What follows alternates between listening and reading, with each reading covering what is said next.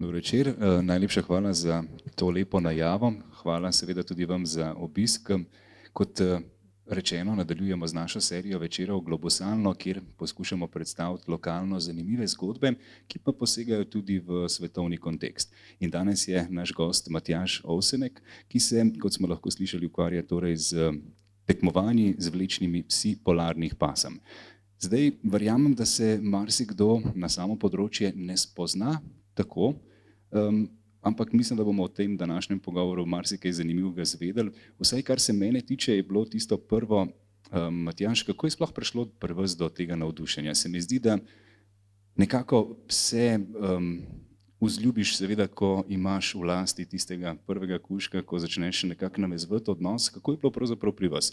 Domnevam, da ko ste imeli prvega psa, še niste razmišljali o tem, da boste velik del vašega življenja pravzaprav posvetili vzgoji psov in pa tekmovanjem s pasjo vprego. Ja, za vse to je kriv moj starata, ki je imel doma psa, pa mi je skozi od njega govoril in jaz sem si želel vedno imeti tudi psa doma.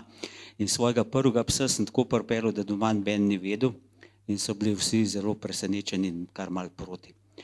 Ta pes je bil pa veliki šnaucer, to je čisto druga pasma. Potem je bil še afganistanski hrt, potem sem pa prešel tudi na polarne pasme in prvi moj polarni pes je bil, ko smo dobili prvega otroka, je tudi prišel prvi polarni pes, to je bila Kaja, lep, bel, polaren samojed. Tako da potem smo pa nadaljevali z haski, sibirski haski, ki so zelo prvobitni in ki so po moje zelo težki za vzgojo, če si pa dosleden, so pa to zelo vzgojljivi psi. Zdaj še ena stvar, ki je zelo zanimiva pri pasmi, je dejstvo, da ste, vsaj prej ste mi rekel, začel seveda z moškim predstavnikom, ampak hitro dojel, da so pravzaprav punce, kot jim ljubkovalno pravite, tiste, s katerimi je precej lažje, hkrati tudi izzivalno delati, ampak ko prideš do rezultatov, so ti toliko bolj zadovoljoči. Zakaj in kako ste se potem počasi preusmerili v to, da dejansko izbirate samo ženske predstavnice? Ja, moški psi so zelo moteče je takrat, ko imajo psice periodo. In na tekmah, na treningih se je tudi že zgodilo, če so psi zavohali, da so bili že primeri, cela vprega, 12 psov, recimo, je zavila s proge za psico. Tako da, pa tudi kužki vse polulajo, težko jih je včasih, čeprav so bolj močni, so hitrejši včasih, ampak punce so pa bolj hvaležne, bolj delavne, bolj dojemljive in jaz sem se odločil, da bom imel samo ekipo punc in to počnem že zdaj cirka 15 let in uspehi so bili kar dobri. Zdaj nekje sem prebral, da na tekmovanjih seveda ne tekmujejo samo polarne pasme, ampak imajo tekmovalci recimo ptičarje, hrte, različne mešance. Vi ste si torej izbral polarne pasme. Majčkeno slutim, da je to povezano tudi z afiniteto do mrzlega vremena, do mrzle klime. Je kaj na tem? Je, jaz sem bolj zimski človek, tudi po duši smučar, smučarski tekač in taka pasma ti samo pomaga pri ukvarjanju športom v zimskem času. Polarne pasme pa tudi zato, ker so najbolj podobne volkovom, najbolj prvobitni psi so to in res je, kot ste omenili, da tekmujejo tudi druge pasme oziroma ali mešanci, ki so pa grejsteri, te mešance s hrtom, to so res hitrejši psi za krajše razdalje, niso pa toliko primerni za trdo zimsko vreme, kot recimo Iditarod ali pa Yukon Quest, ki se dogaja na Aljaski, tam pa res držijo samo haski, aljaški haski, tako da ne morejo se pa v hitrosti primerjati. In tudi polarne pasme, ki so, potem so še malamut, grenlandski pes in samojed, ki so pa počasnejši od haskev in haski so pa zato posebna kategorija na tekmovanjih. Zdaj verjamem, da vam je zanimivo poslušati vse to, kar bova povedala, ampak hkrati imava ta moteči faktor za nama, ki je zelo simpatičen za vse gledalce in obiskovalke. Kaj lahko rečeva, kdo je tule za nama, toliko da spoznava počasi?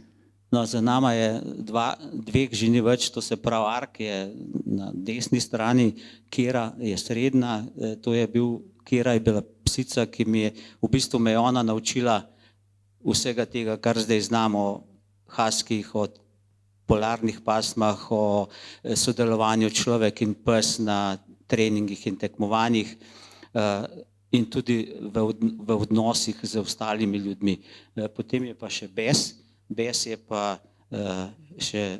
jo še imamo doma, vendar ona je pa tudi stara zdaj že 13 let in ima hudo sladkorno, tako da tudi pri psih se pojavljajo take bolezni kot pri ljudeh, tako da je treba zelo skrbeti za njo. Kako ste pravzaprav prišli do psov? Se mi zdi vseeno, da ste mi prej povedali zanimivo zgodbo, da tudi psi, ki so recimo prišli iz mogoče bolj zahtevnega okolja, so potrebovali več časa, da so se privadili. Kako lahko rečeva za Kiro, kaj je bilo pravzaprav? Kira je prišla v bistvu kot z enega zavetišča. Ona je bila, jaz sem rekel, vedno hočem rjavega psa, rjavega haskija. In ko smo jo dobili, je bila polna bolh, smo jo doma z ženo, sinom, ne vem kolikrat stuširali in je postala bela. Polhna je bila klopov, 14 dni, 3 tedne se je samo plazila, potem sem imel pa en mesec na povodcu ves čas, potem sem pa rekel, zdaj pa kar bo, pa bo sem jo spustil. Od takrat naprej mi ni šla nikamor, vedno zraven, na tekmi, na treningih sem jo spustil, ni bila moteča nobena žival, noben človek. In ona me je res naučila vsega tega. No. Tako da ona je kriva za to, da sem danes tukaj. Ja, zanimivo je bilo tudi v enem intervjuju, sem prebral, da ste rekel, da je pravzaprav imela to intuicijo, da vas je znala predčasno pogledati, če je komanda zamujala. Češ, da je bila v bistvu vaš sovoznik v tem primeru. Ja, sej to moraš biti tim s psom. Ni eden bolj pomemben kot drugi, ampak sta čisto enaka. In Kira me je ponavadi, če nisem dosti hiter povedal, kam je treba zaviti, me je vedno nazaj pogledala, a boš zdaj povedal, a greva levo, a greva desno. Komande, ho, a ne. Tako da, to je pa Joy, njo smo pa dobili, njo sem pa dobil kot nagrado za, je en rekel na eni tekmi, če pa jutri zmagaš na Evropskem prvenstvu, to so 3-dnevne dirke, so ponavadi Evropska prvenstva, ko bom imel leglo, pa če bom imel psico, ti jo bom pripeljal. In jaz to čisto pozabim in res čez en mesec pa pol me kliče, gremo v Slovenijo, dobiš mladička. In to je bila Joy in ona je potem nam prispevala še Juno, ki jo imamo zdaj doma, tudi ki je stara 8 let. Gremo lahko še na naslednjo fotografijo? Aha. No, to je Kira, to je po tekmi, po tekmi oziroma treningu je najboljš, da se prvo posvetiš psom. Treba jih je pohvaliti, treba jih je pocrkljati, treba jim je dati priboljšek. In to je tisto, kar veliko pomeni. Ne. Sicer se bo tja še vrl, ampak kjer priboljšek zmaga? Prosim? Kjer priboljšek imajo najraje? Ja, najbolj so imele rade posušene ribce. Ne? Se mi je zdelo, da sem nekaj prebral, tako da sem moral to še vprašati. Mečkaj se dotakneva še tekmovanj. Zanimivo se mi zdi pravzaprav, kdaj ste tudi sami izvedeli, da potekajo sploh tekmovanja, kdaj vas je vrglo v to, da ne bi samo imeli seveda psa oziroma ne bi skrbeli za pse, ampak da bi dejansko hodili na tekmovanja. Kaj je bil tisti vzvod, ki vas je peljal tja? Ja, mene je v bistvu najbolj potegnilo to, da je to šport v naravi, kjer ga doživlja skupaj s psom. Vendar je v Škofji Loki bil en fant Bojan Bogovič, ki mi je predstavil ta šport malo bolj tekmovalno in sta me s enim prijateljem povabila na prvo dirko v Vallelungi v Italiji in sva ženo šla in je bilo super, spoznaš krasne ljudi. spoznaš nove kraje. In moram reči, da smo toliko prijateljev spoznali v teh 20 letih, da je to, še zdaj se družimo, da imamo stike z Avstrijci, z Italijani, s Slovaki, tako da je to prav zanimivo in ti izpolni življenje. Ja, moram priznati, da vsi, ki se ne ukvarjamo tako resno s katerim izmed teh športov, vam majčkeno zavidamo, ker po eni strani ste izločeni od tiste surove tekmovalnosti, neke robotizacije športa, ki smo jo vajeni, imate eno čisto drugačno družinsko atmosfero, hkrati pa še vedno tekmujete na najvišjem nivoju. Se lahko pohvalite z naslovom evropskega svetovnega prvaka?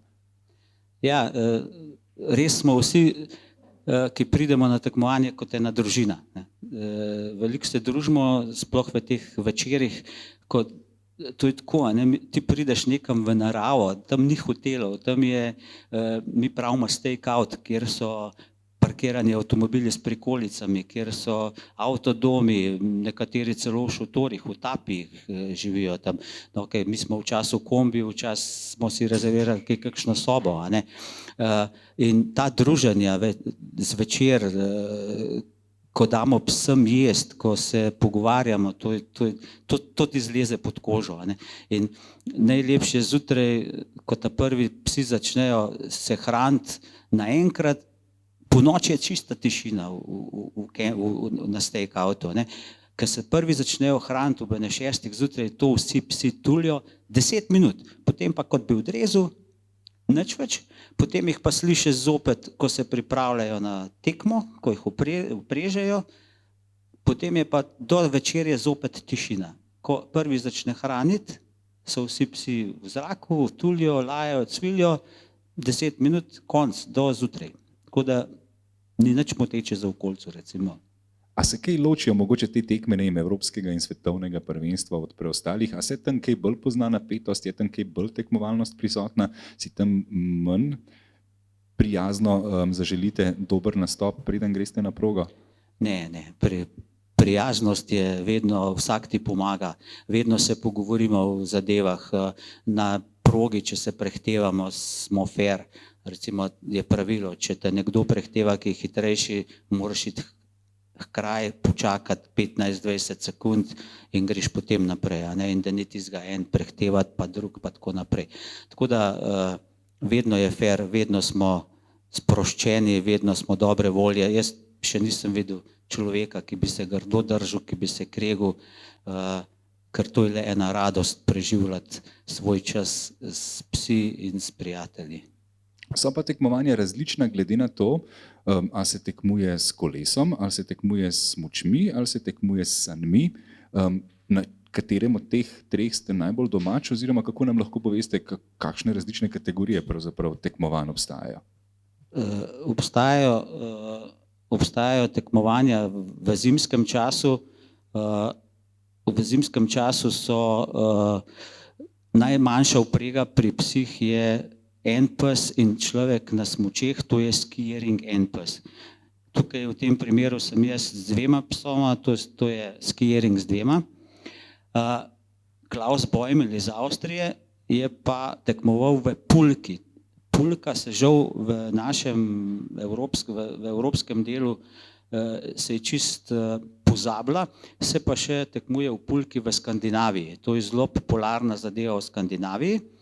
Potem so pa smučarskih tekaških ekip je konc, potem so pa sanke, so pa 2 psa, 4, 6 ali 8 ali 10 psov. 12 je v tem primeru v sprintih največja. Potem so pa letne dirke oziroma dryland dirke, so pa canicross, tek s psom, kjer tekmuje zadnje čase zelo veliko ljudi, ker v poletnem času s husky zelo težko tekmuješ, ker je prevroče, ampak vse druge pasme pa lahko v spomladanskem in jesenskem času. Potem so pa tudi bikeering, to je kolo in pes, 1 ali 2, in kart, to so pa vozički. Ampak tisto prvo, kar ste rekel, kar se teka tiče, gre tukaj za tek s psom ali je dejansko še vedno vprega? Pes vleče. Ja, no, se mi je zdelo, da smo, kar se ti. In so pravila, da mora vedno pes priti pred tabo v cilj. Odlično. Sami ste nekajkrat nastopali tudi s sanmi, Kakšna je razlika, če tekmuje človek s sanmi ali pa na smučeh? Na smučeh moraš ta prvo dobro obvladati smuči, a ne moraš biti kar, če imaš dva psa vprežena, no pa tudi že enega, če nisi vešč na tekaških smučeh, je lahko zelo nevarno, ker so klanci gor dol in hitrosti so zelo velike. Ovinkov je dosti, potem proge so tudi poledenele včasih, psem je treba čeveljčke obuti takrat. Sanke so pa bolj prijetne, ampak na katerih moraš pa tudi garati. Recimo, če startaš z dvema vprego z dva psa, se je treba kar matrati, ker je treba teči tudi odzad, v klance pomagati, ker sa dva psa ne bosta, da bi se postavil na sanke, pa da bi te vlekla gor.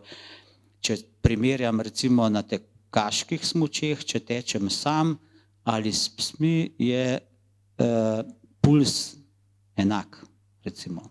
Ne? Torej to, da bi človek bil samo miren od zadaj in da ga se pusti vleči daleč od tega. Daleč od tega, je treba garati in vedeti, kdaj je treba psom pomagati, kdaj oni te pomagajo. Ponavadi je tudi tako, če so pri dobrih timih, je vedno tako, da pes začuti, kdaj rabiš pomoč. Ste mi pa prej zelo zanimivo povedal, da ste prišli tudi na Evropsko prvenstvo, ali mislim, da je bilo Evropsko prvenstvo in so tam neki zelo močni atleti, vsi postavni fanti, ampak jim to kaj preveč ni pomagalo, zato ker je še zmeraj ta odnos, ki ga imaš z psi oziroma z vprego, bolj pomemben od bicepsa. Točno, to pa dosežeš z vsakodnevnim sobivanjem doma, potem s treningi. Pes je tvoj partner in doma družinski član. Recimo, se spomnim tekme v Verfanvengu ali v Roncu de Cadore, so prišli Slovaki, moj prinesel 5 parov smuč, poskusil, kere smuče grejo boljš, ga izmasiral, on je imel tekač noge meni do takole gor, sem rekel, o Marija, to bo pa danes noro, ti bojo šli naprej. Ampak zato, ker nista bila tim s psom, mu je se pes obrnil, ne vem, po 5 kilometrih se mu je obrnil oziroma nehal laufati. Tako da bistvo je to, da si povezan s psom in da je to tvoj pes in da se psi ne posojajo drugim za tekme, ker jih pripravljaš sam, to je bistvo. Ja, prej ste rekel, enkrat sem sam to naredil in ne bom več, ker dejansko je pes toliko navezan na osebo, s katero je treniral, da tukaj nekega trenutka posojanja v zadnjem momentu ni. Ne, mi je žal in sem naredil napako in Bes je takrat prav stres doživela, ker pomagal sem na štartu, gospa, prijateljica je štartala v teku s psom, pa je pa Bes pogruntala, da mene ni odzad, ker sem se zadrl go, jaz pa na štartu vstal, po 20 metrih je pogruntala in nehala teči. Od takrat smo imeli malo težav, ampak potem z delom, s treningi, s sodelovanjem, s sprejemanjem psa se je to vse popravilo. Na treninge bo še prišla, kar se tekmovanj tiče, sem vas hotel še vprašati, kaj si pravzaprav štejete kot največji uspeh doslej? Seveda je precej lovorik oziroma precej stvari, ki jih lahko izpostavimo tako z teh največjih tekmovanj. Kaj je tisto, kar je mogoče vam najbolj? Ja, najboljš na tekmovanjih je to, da ti gre pes optimalno, da se počutiš ti dobro in da veš, da tudi če nisi v vrhu, je najboljš, ko priješ v cilj, rečeš, danes je bilo pa dobro. Nič motečega ni, ali pa v bistvu bili so drugi psi, prehtevali smo dobro, pes se ni ustavil, pes ni lulal, pes ni kakal, ampak je šel optimalno skozi. To je največji uspeh. Drugače pa bilo je Evropsko prvenstvo, kjer sem zmagal, ampak vse sem posvetil prijatelju Hetriku, ki je premenil žal, ko so prej skupaj hodila na vse te tekmovanja. Načeloma ste, tudi kar se Slovenije tiče, izpostavil, da je teh tekmovanj precej manj, kot jih je bilo v preteklosti, ampak ravno, ko ste omenil Henrika, je v bistvu eno izmed teh tekmovanj ravno v Smledniku memorial in lahko rečemo, da bo v kratkem moč ga videti. Ja, v nedeljo imamo 9. memorial Henrika Sečnika, čeprav bi mogel biti že 10. Je pa se on doma ponesrečil pri Zidavi, skupaj sva trenirala, tekmovala, se družila, on je imel tudi polarne pasme in mislim, da so bila takrat edina dva, ki sva hodila na tekmovanja v polarnih pasmah iz Slovenije. Zdaj je še en prijatelj iz Kranja in pojavlja se tudi na dekle, ki hodi zdaj sicer samo v skieringu na zimske tekme. Drugače sem pa zadnje leta prej pa sam hodil na zimske tekme s polarnimi psi. Kaj spremljamo? Tale posnetek je v bistvu iz treninga? To je trening na Soriški planini. Moram reči, da nas kar preganjajo z tekaških prog, čeprav drugi ljudje hodijo po tekaških progah, pa večje luknje naredijo, pa s tacam ne naredi toliko lukenj, če je trda proga. To je na Soriški planini. Šel sem sam toliko posnet, da se vidi, malo sem kamero tukaj sprobaval in sem upregel te pse. Juno je ta bela, ona je Pinto Husky, ki ima take črne fleke po telesu. Joy je njena mama, ta srednja. Kala je pa iz Poljske in zdaj imam zadnje dva psa, Kalo in Jessie, ki sta rjave in sta iz psarne na Poljskem, kjer imajo zelo dobre vlečne pse. Prej ste omenili, da je vedno, ne glede na to, kakšno je število psov v pregi, eden tisti, ki ima avtoriteto, ki je ta glaven. Ja, lider je tisti, s katerim si najbolj povezan. In lider tudi pozna komande. On vodi tudi ostale v tem primeru. Je v tem primeru bila lider mama ali hči? Tukaj je bila mama lider, ja. Okay. Prej pa ves čas Kira, tista moja, ta glavna, ki me je naučila vse skupaj. Super je videti, pravzaprav, kar se treningov tiče, sem vas hotel še vprašati, a se je kaj spremenilo glede kamere, glede te opcij, ki jih imate zdaj? Domnevam, da 10 let nazaj vse ni bilo še toliko GoPro-jev, ni bilo toliko možnosti, da bi na treningu snemal, da bi videl, da bi kakšnekoli stvari analiziral. Se to dogaja, ste šli, oziroma se v tem športu tudi kaj s tehnologijo dvigujejo standardi? Ja, seveda, zdaj po vsaki treningu ali tekmi, sploh na Facebooku med prijatelji se vse to deli in vidiš različne zadeve. Zelo pomaga nova tehnologija, tudi pri učenju, ker jaz moram reči, da 20 let to počnem, pa še zelo malo vem od tega, ker je vedno se kaj novega naučiš in vedno je treba to spremljati v dobrobit sodelovanja med človekom in psom. Prej ste mi še omenil, zanimivo se mi je zdelo, kar se tiče tekmovanj pri nas v Sloveniji, torej, da jih ni veliko, razlog je pa preprost. Birokracija. Ja, recimo za Henrikov memorial, ki bo zdaj v nedeljo v Hrašah pri Smledniku, sem za ta prvi memorial mogel dodati 6 dokumentov zraven, letos jih moram dati, mislim, da je 21 dokumentov. Tako da in še en kupenih predhodnih soglasij zavoda, ne vem, naredili so en let, vem, da naenkrat smo mogli dati en dokument Zavoda za varstvo narave, zato ker 20 ljudi pride s kolesi tekmovati v bajkeringu. In zato, da ne bomo uničevali narave s kolesom in tako naprej. Tako da kakšne stvari so nesmiselne, ampak če je to treba, pač zato, da organiziramo, radi to naredimo, da vsa dokumentacija skupaj spravimo, da je tekmovanje uspešno speljano. Zanimivo je tudi, ste v vlogi predsednika Društva športnih psov Slovenije, koliko vam pomaga to, da je pravzaprav organizacija, da ste tukaj združeni in da najbrž precej lažje naslavljate, ko je potrebno priti do tudi konec koncev dovoljenj za tekmovanja? Ja, jaz sem učitelj športne vzgoje v Smledniku in s tem evropskim prvenstvom, ki smo ga imeli leta 2011, so se v Smledniku vsa turistična društva, v bistvu Hraše, Smlednik pa Dragočajna povezala in župan občine Medvode in Nejc Smole, moj bivši učenec, in postali smo krasen tim in smo to evropsko prvenstvo enkratno skupaj speljali. Potem, ko je pa Henrik umrl, so pa rekli, dajmo, a bi v njegov spomin, ker so tudi Henrika krasno sprejeli in so rekli, dajmo memorial organizirati. No in sploh mi sodelujemo s turističnim društvom Hraše, s kmetijo Janhar in brez teh ljudi res smo postali tim, tako da vsak točno ve, kaj je treba narediti. Dvakrat se dobimo prej in tekmovanje se spelje. In skozi več je Avstrijcev pa Italijanov na tem tekmovanju, tako da zelo odmevno je v tujini. No. Mislim, naših je pa tudi skozi več. Tako da. Najbrž je veliko tudi gledalcev, ki dejansko se niti ne spoznajo preveč na disciplino, na ozadje športne panoge, ampak pridejo ali z otroki gledati kužke ali pa uživati v nečem, kar jim ni blizu. Ja, kužki potegnejo. Ne. Kužki so tisti, ki privabijo ljudi. Ne.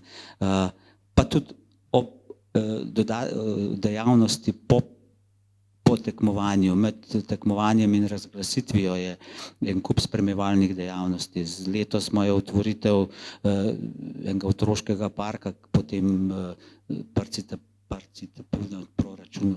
Tako da ful dober je.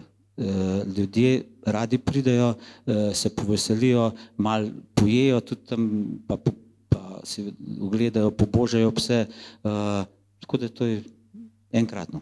Drugače se s promocijo skrbite tudi na več načinov. Nekje sem mislim, da prebral, da s sankami vozite otroke, navdušujete ljudi za vaš šport. Kako skrbite za to popularizacijo oziroma za to, da čim več ljudi sploh zve za to panogo?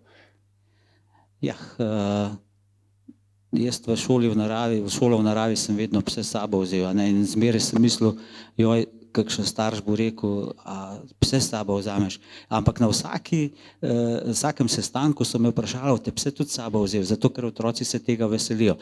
In potem smo jih upregli, da so laufali, da so se sankam vozili, sodelovala sva še prej s Henrikom, pa potem tudi sam na pokluškem maratonu za otroke smo takrat vozili.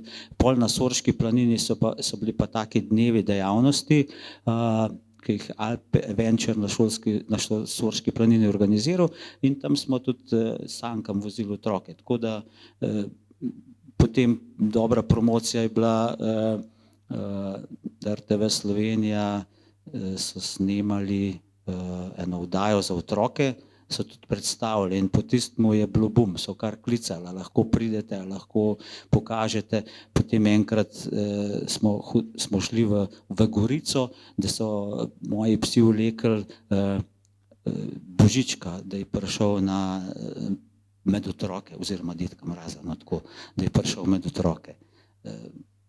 Ves čas in otroci so tisti, ki so najbolj dojemljivi za to promocijo. In letos tudi je en fant iz Kranja je postal evropski prvak v bajkeringu 2 psa. Tako da imamo podmladek. Hkrati se moramo zavedati, da to so športne panoge, ki doživljajo nek preporod, neko renesanso. Ker jaz, če se prav spomnim, mislim, da je bil ski-joring demonstracijska disciplina na olimpijskih igrah 1924-28. V glavnem, preden je bilo alpsko smučanje del olimpijskih iger. Torej, nekako gre za en preporod, hkrati pa lahko govorimo, da je vedno več ljudi, ki se ukvarja bodisi s ski-joringom ali pa bike-joringom. Ski-joring ne bi rekel, da jih je toliko veliko, zato ker je res treba obvladati dobro smuči, ampak canicross je tisti, ki je zelo v porastu. In tam lahko tečeš z vsako vrsto psom, tako da so tudi majhni psi, veliki psi, šnaucari, nemški ovčari, pudli, vse sorte. Bistvo je, da pes rad teče, pes se more gibati, boljše, da so zaprti v stanovanju. Mene je vsak vprašal, oziroma so rekli, ja, matraš pse, ki jih uprežeš. Ja pa ne, matraš pse, če so zaprti cel dan, če so noter, ker to so psi, ki skačejo, to so navdušeni, tulijo, gruljo, cvilijo, lajajo, ne husky, no, lajajo. Oni imajo bolj druge glasove izražanja. Ampak se vam še zmeraj zgodi, da vas kdo očitajoče napade, češ matrate kužke? Ali se dejansko razume, da nekdo, ki ki se tako strastno ukvarja z tako panogo, ki da toliko ene ljubezni vzgoji in reji psov, da pač seveda tukaj ni nobenega razloga za grajo? To počnejo ljudje, ki so nepoznavalci. In take potem brez veze prepričevati pa se ukvarjati z njim. Lahko rečeš, vse jih ne matram, to so psi, ki so taki, da rabijo tek, da rabijo gibanje, da imajo to v krvi. Ampak še vseeno, se veste, posod se najde ljudje, ki nasprotujejo pa šimfajo. Prej ste zanimivo rekel za treninge, da v bistvu so vam treningi skoraj ljubši kot tekmovanje. Upam, da sem pravilno razumel, ampak zato, ker na treningih se vzpostavi ta odnos, ki se potem na tekmovanjih rezultira z uspehi, ampak da treningi so tisto prvobitno, kjer ti navežeš in kjer res lahko uživaš v naravi. Zakaj je ta trenutek treningov toliko pomemben? Ja, zato, ker več časa imaš za pripravo. Odločiš se, kdaj boš šel, ni važen dnevni čas, ravno včeraj zvečer tema je bila, mislim, da je bila ura že na 8, pa sem rekel, jaz grem na trening, pa že na Pravmarja, zdaj v tem temi pa tako, ampak ko si nadaneš lučko na glavo, ko te psi začutijo, da boš šel, to je veselja, veste koliko. In to je tisto, in po treningu crkljanje, vožnja, že sama vožnja, če se odpeleš na trening, je to za pse, neki moji se tokrat vozijo, da bi živeli v avto, če bi lahko, ker vejo, da bo takrat nekaj dobrega, da se za njih nekaj dobrega dogajalo. Treningi so pa zato pomembni, se veste, učenje je potrebno, se policaji, pa reševalci, pa vsi tisti, ki imajo delovne pse, skozi trenirajo in tam se ne bolj dotakneš tega povezanosti med človekom in psom. Kdaj običajno začnete trenirati, kar se tiče dela leta, ker se mi zdi vseeno, da sibirski haski sred poletja še ne trenirajo, najbrž se to nekje jeseni potem začne sezona. Ja, ponavadi začnemo jesen, ko temperature padejo pod 15 stopinj. Začnemo s kratkimi razdaljami, tam 2 kilometra najprej, čeprav so aktivni celo poletje, pa laufajo, prosto spuščeni so, prosto laufajo, v hribe hodimo. Takrat se pa začne 2 kilometra in se potem povečuje tja do novembra, ko se začnejo tekmovanja, do 6 kilometrov, ker to je le šprint. Mi tekmujemo v sprint dirkah, dryland, to so te suhe tekme, ki so maksimalno 6 kilometrov dolge. Potem imamo pa še middle distance, ki so tam do 24, mislim, do 14 kilometrov, pa long distance, to so suhe, pa long distance tam do 40 kilometrov. In do tega moraš priti, če hočeš, da pes normalno funkcionira, ker je tako, če ni pes natreniran, se isto naredi kot s človekom. Če boš šel ti kar maraton odlaufati, ne vem, če bi bilo dobro za telo in dušo, potem so se tudi zagravžali, gotovo ne bi več tekel, če bi ga prav preveč matral, pa tudi mišice bi bolele in sploh blazince in te stvari ne bi. Zelo podoben je kot v bistvu pri tekačih na dolge proge. Mislim, da ste tudi sam večkrat dal to primerjavo, ko pač ne smeš preforsirati, ko moraš nekako ohranjati to strast do vnovičnega treninga in teka. Še ena stvar mi je bila zanimiva, da ko jih pripnete ponavadi punce na kolo, da švignejo na levo stran. Zakaj? Ja, ne vem. Mislim, zakaj ne tečejo po levi strani ceste? Je to kaj... Ark pa Kira sta vedno tekla po desni strani ceste, tako da ni bilo problem iti tudi po dnev na kakšno malo bolj prometno cesto, da s kakšnega srečo ali pa v kakšen klanc. Ostale so mi pa striktno začele po levi laufati, jaz se s tem nisem ukvarjal, ker na tekmi je potem vseeno, pa na treningu, če si v gozdu. Če treniramo kakšne klance, da gremo po makadamu gor, je pa boljše iti zvečer, da vidiš, če v kakšen avto nasprot prišel. Tako da to so to, sam bi preveč energije zgubljali s tem, da bi šli desno pa desno. Važno, da laufajo in da hočejo iti. Res je, pa tudi zanimivo v bistvu, da vaša priprava je zelo pomembna. Prej ste omenili seveda, da ne glede na to, zdaj bodo prišli mišičasti atleti, še vedno je odnos s psom ključen, ampak hkrati pač vi, ki ste vodja, ki ste za vprego, morate biti fizično zelo dobro pripravljeni. Če pride do kakršnekoli poškodbe, trening praktično več ni mogoč, kaj šele tekmovanja.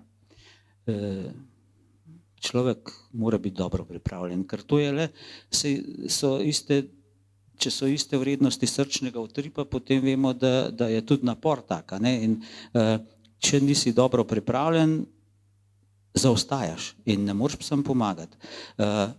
Pa tudi fajn je, da nisi potem zmatran, da ni bolečin, da ni poškodb, ker poškodbe, sem že videl kar hude poškodbe, sploh na skieringu ali pa na tekmah s sankami, če ljudje padejo.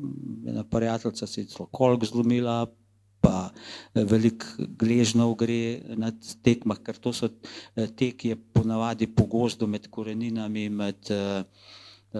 po makadamu, po travnikih, kjer so razne luknje, spolzko je, recimo, če je dež, ravno tako poteka, ne, in tam je zelo spolzko. In dobra priprava je tudi priprava oziroma preventiva pred poškodbo. Kako pa sam trening izgleda, kdaj je potrebno pse nahraniti, pred, po, kako poskrbeti za to, da je res trening čim bolj optimalen? Je to zjutraj, zvečer, popoldne, čisto odvisno od situacije? Čisto odvisno od situacije. Ponavadi tekme so ponavadi dopoldne, ne, in ampak tokom tedna ni časa dopoldne trenirati, zato to naredimo popoldne. Bistvo je, da pse prej dobro hidriraš. Morajo popiti kar dosti tekočine 1-2 ure prej. Da spijejo, je treba malo hrane zdrobiti not, ali jaz vidim, da pri naših je najboljše, da kakšno mesno konzervo pa malo zamešaš noter, to bojo vse spile. Potem pa fajn iti lulat pred treningom, ne, da se ne ustavljajo med treningom, ker to je tudi zelo ena pomembna stvar. Rečeš, da pes ti gre optimalno takrat, ki ne bo lulil pa kakal med tekmo, ne. In tudi, če se pes takrat ustavi, je zelo nevarnost poškodbe. Ker jaz sem enkrat z enim sposojenim psom štartu, pa je bil res priden, ampak on se je ustavil, pri spustu smučam navzdol, se je ustavil in sem padel čez njega, zato ker ga je lula tišala, ne. Tako da to se naredi. Potem je pa trening in takoj, ko pridejo nazaj, je fajn, da spijejo zadostno količino vode, potem pa po kakšne pol ure jih je pa treba nahraniti. Zdaj, v času priprav, pa v času tekmovanja najboljše, da daješ dosti kalorično hrano. Pri nas imamo zdaj krasne hrane, ki zadoščajo potrebam športnih psov. Ribice, kot so prej omenila, so pa zmagovalna kombinacija, ne, za nagrado. Ribice. Počasi vas lahko seveda tudi angažiramo, kar se občinstva tiče, če je kakšno vprašanje oziroma če bo kakšno vprašanje, kar z dvigom roke. Ok, vas bomo še vprašali brez treme, tudi kasneje. Poglejva še kakšno sliko? Tole bi še rekel, ne, da vsak tekmovalec, v tem primeru Henrik, pa potem odzad Alessio, vidite, da vedno mu en psa pomaga držati. To se imenuje dog handler. Ne. Ponavadi je bila, pri meni je to moja žena bila zmeraj. Ne. Tako da jaz Henriku pomagam, čeprav nekateri imajo pse tako strenirati, da jim čist primer stojijo. Ne. Jaz ne vem, kako to doseže. No, pri meni je Kera tako stala. Kera je bila, se je postavil, stala, nič živčna, ki je bilo treba štartati, usesa dol, pa samo tek. Ne. Zdaj Jessie pa Kala, pa ena čez drugo skačeta in sta zelo neumirjene, no, tako da jih je treba držati.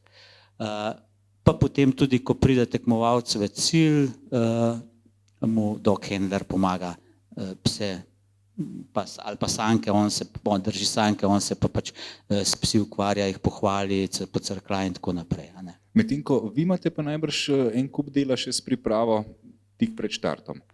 Ja, seveda, treba je pogledati, če imaš bremzo, ker sanke imajo bremzo, pa ta kavelj, ker če se kaj med tekmo naredi, moraš kavelj zapičati v sneg, da psi ne potegnejo naprej. Preveriti, če so psi dobro vpeti, imajo oprsnico in sankami so povezani pa z elastično vrvjo, da se to ne zateguje, da se ne vleče nazaj, ampak ko vlečejo, da se ta elastična vrv ves čas razteguje in stiska in psi sploh ne čutijo, da kaj vlečejo. Ne. Pa psi morata biti povezana, vratnici morata biti povezani z necklinom, tako da ne. Prej, ko smo gledali tisti posnetek, jaz ponavadi na treningah ne dajem necklina gor, ampak takrat, ko se pa čist pred tekmo jim pa dam, tako da so navajene skupaj laufati. Pa vsi, ki vedo, da gre zdaj za res, zdaj pa tekma, zdaj smo pa dobili neckline? Ja, vedo. In takrat so tudi malo bolj pač čutijo to nervozo, čutijo tudi tvojo nervozo. Ne?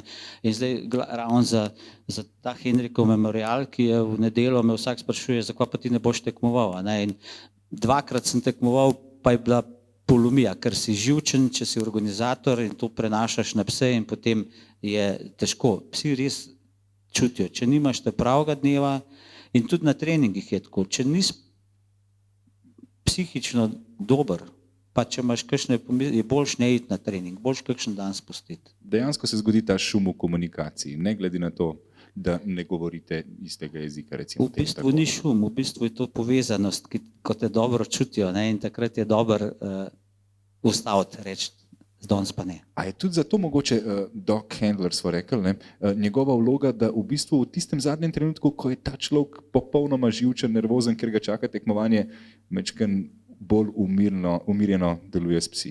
Točno tako. In da note misli, ta pes Whisky mu je ime, večina psov zna dobro angleško, ker na vseh tekmah odštevajo v angleščini 5, 4, 3, 2, 1 in psi točno vejo, kdaj bo beseda go. Upam, da ne ve, kaj whisky pomeni. Ne, ta ne ve. Hecam se. Je pa zanimivo tudi, kar se jezika tiče, to bi še izpostavil. Prej ste rekel, da seveda nimate komand levo-desno. Vaši psi ne poznajo slovenskega jezika. Ne, komande uporabljamo mednarodne, G je desno, Ho je levo in to je zato, če jih uprežemo v kakšno večjo vprego. Stop je stop, go je pa na štartu. Tole je pa posnetek? To je pa posnetek iz tekme v Trbižu, tečeta Bes pa Juna in to sem celo tekmo snimal. No, tako so res kar velike hitrosti, tole gre v klanc gor. Kakšne so hitrosti, recimo, toliko, da si znamo predstavljati? Ja, na takih tekmah so povprečja tam 30 na uro. Ne. Tako da nekje gre 40, nekje gre malo manj, tole v klanc je malo manj. Vidi se, da sta zelo usklajene, vrv je skozi napeta.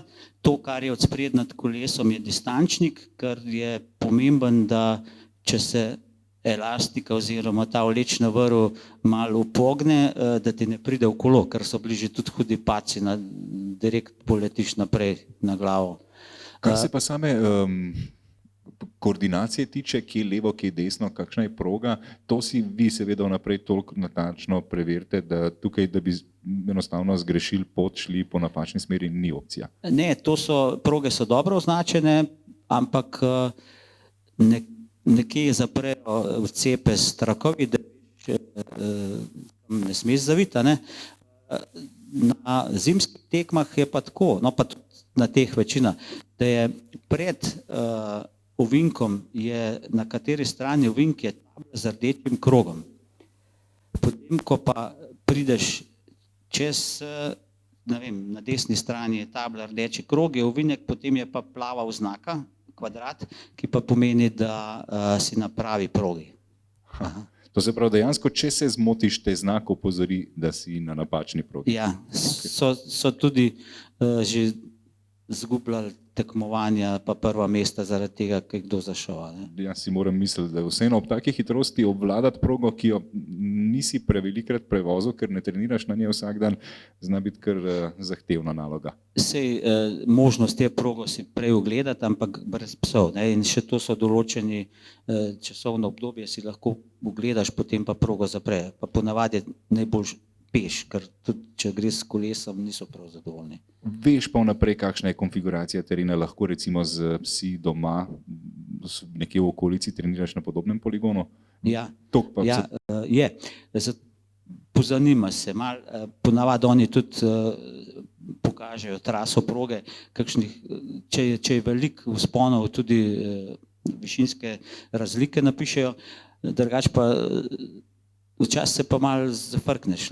Lansko leto novembra smo imeli Evropsko prvenstvo pri Milanu, tam smo rekli, tam je pa čista ravnina in dejansko je bila z posnetka na YouTube, na Google zemljevidih videti krasna ravnina, ampak zadnji klanc pred ciljem je bil dolg 150 metrov, 60 metri skoraj višinske razlike. Je bilo noro, mislim, noben ni mogel, ne s kolesom, ne z vozičkom, peš je bilo treba iti. Tako da taka stvar te lahko malo podre, ampak ok, gremo naprej. Verjamem, da se veliko nepričakovanega lahko zgodi in da moraš biti pripravljen na to, da bo treba reagirati v danem trenutku. Še kakšno vprašanje strani publike? Ne vam ne bo nerodno, če boste imeli kakršnokoli vprašanje, si ga dovolite zastaviti.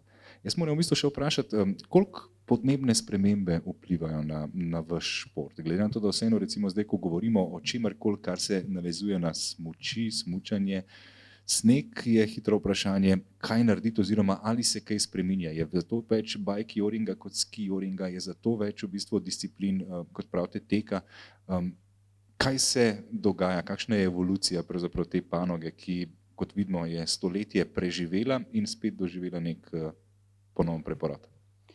Ja, zime so problem in kar nekaj zadnjih prvenstv je odpadlo. Tako da sploh prvenstve na long distance, kjer so daljše razdalje, je zelo težko organizirati. In tudi zelo malo držav se zdaj odloča, da bodo kakšna prvenstva naredila, ker potrebno je v pripravo veliko denarja vložiti, potem pa tekma odpade, ker ni snega. Lansko zimo zimskega evropskega prvenstva ni bilo. Mogel bi biti v Italiji, pa so ga prestavili iz enega konca na drugega in še v kasnejši čas. In problem je, ker ljudje, to smo vsi amaterji, imamo službe, imamo družine in rezervirati si vikend, če greš na evropsko prvenstvo, rabiš sreda, četrtek, petek, sobota, nedelja. In ker je bil za 14 dni prestavljen, pa na drugi lokaciji je bilo zelo malo tekmovalcev.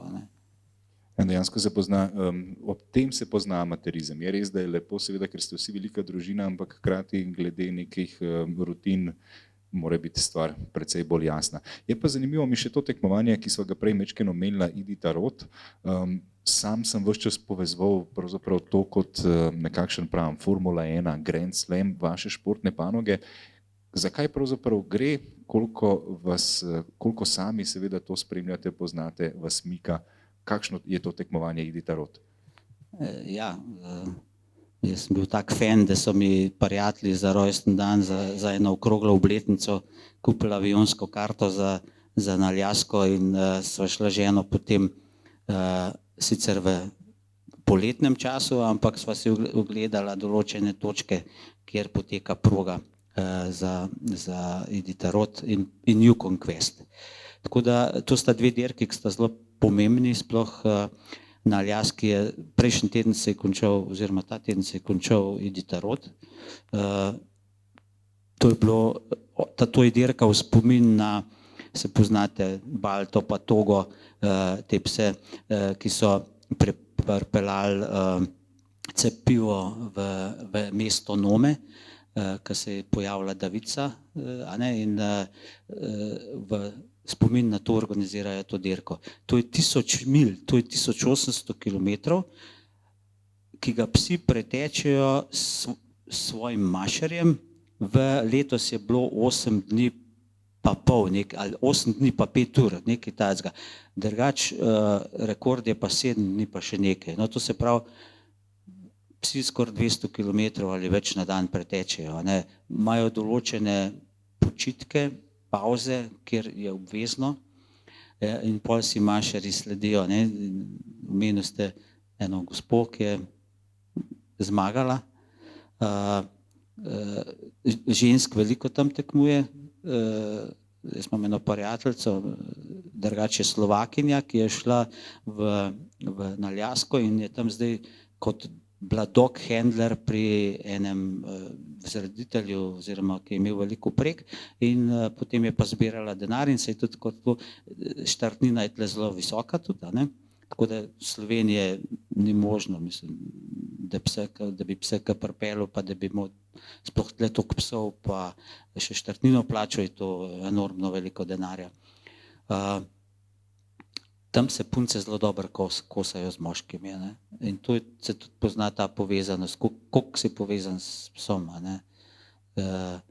In tudi dosti mladih, letos so bile tudi mlade punce, mladi fantje, ki tekmuje sicer na malo krajših razdaljah, ampak je podmladka tam zelo velika. Aljaska je zelo popularen šport. No.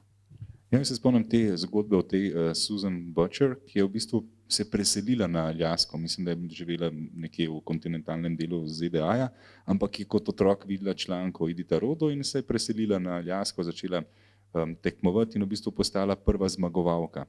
Domnevam, oziroma kot je sama takrat govorila, ji moški niso bili ravno najbolj naklonjeni, niso bili naklonjeni temu, da jih je punce prehtela in so jim vse možne ovire metali, češ to je bilo zaradi tega, ker imaš dobrega psa, to je bilo zato, ker si golfala, to je bilo vse živo je bilo možno. Ko je četrtič zapored zmagala, oziroma ko je mislim, da četrtič zmagala v 5 letih pol, je bilo jasno, da je pač dobra. Ne?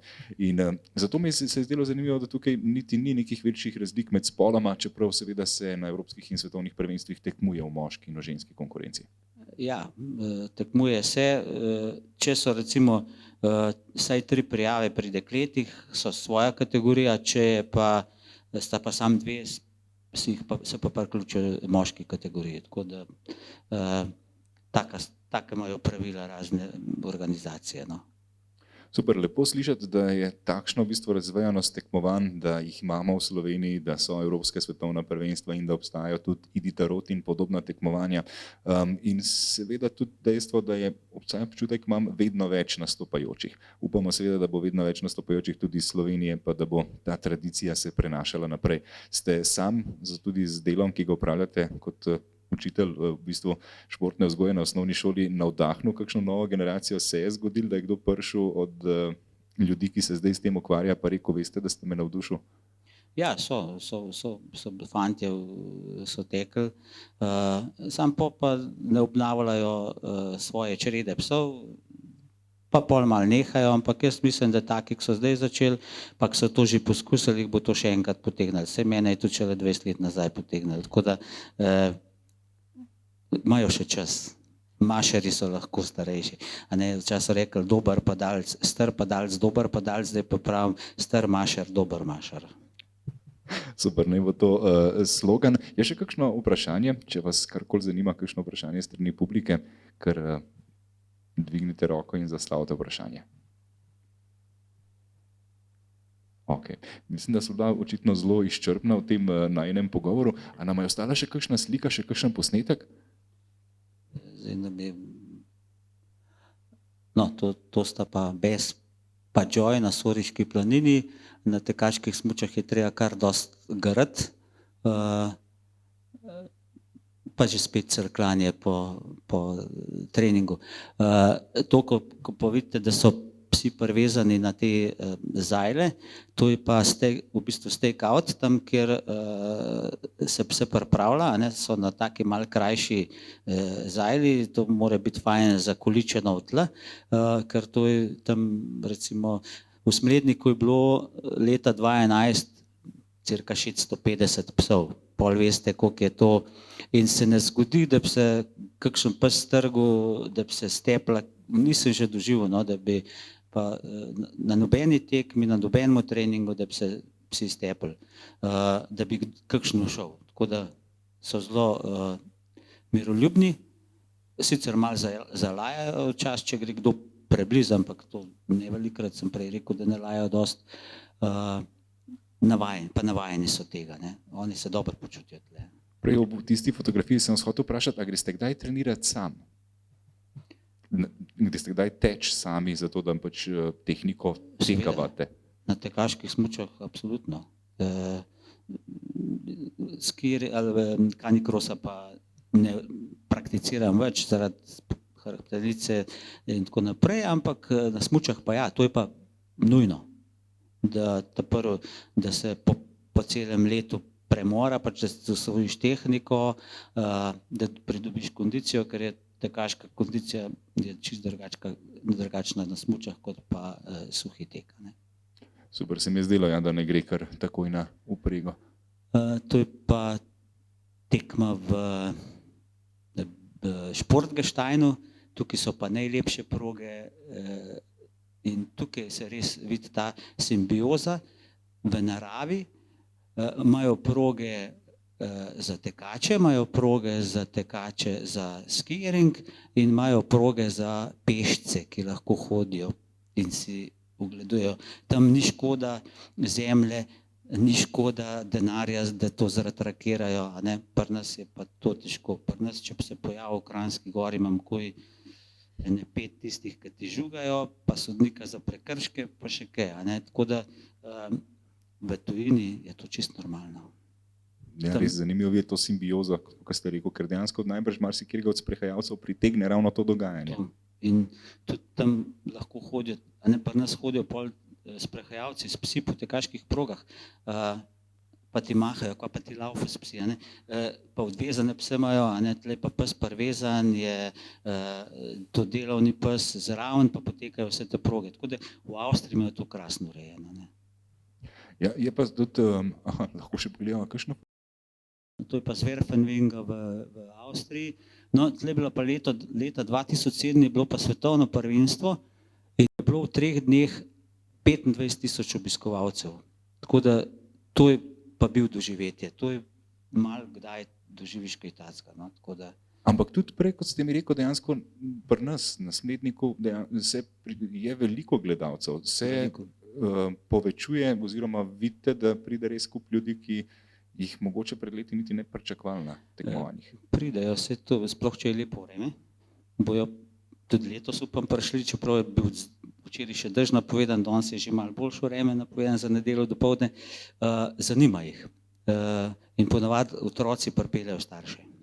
Ja, res je. In to naj bo ena tistih lepih stvari, ki jih torej lahko tudi to nedeljo izkoristite, da torej otroci pripeljejo starše na tekmovanje Smlednik.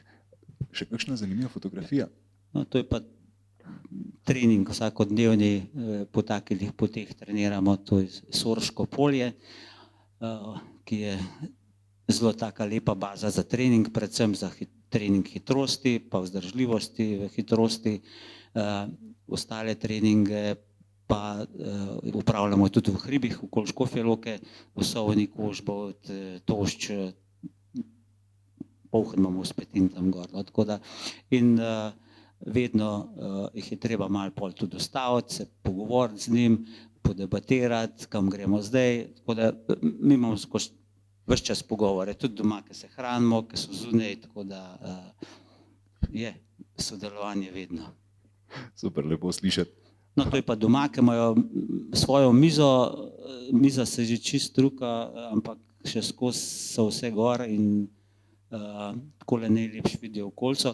Imamo čist zraven pot sprehajalno in včasih jih prav ne upam ven spustiti, ker je toliko ljudi, ker se potem ustavijo in jih božajo in tako da sem mogel prav dati na ograjo en napis, pozor pes, ker jih to se ne bojo nič naredili, pa ni problem, ampak če otrok pride preblizu, pes malo se dvigne na ograjo, ga lahko stačko po nesreč popraska.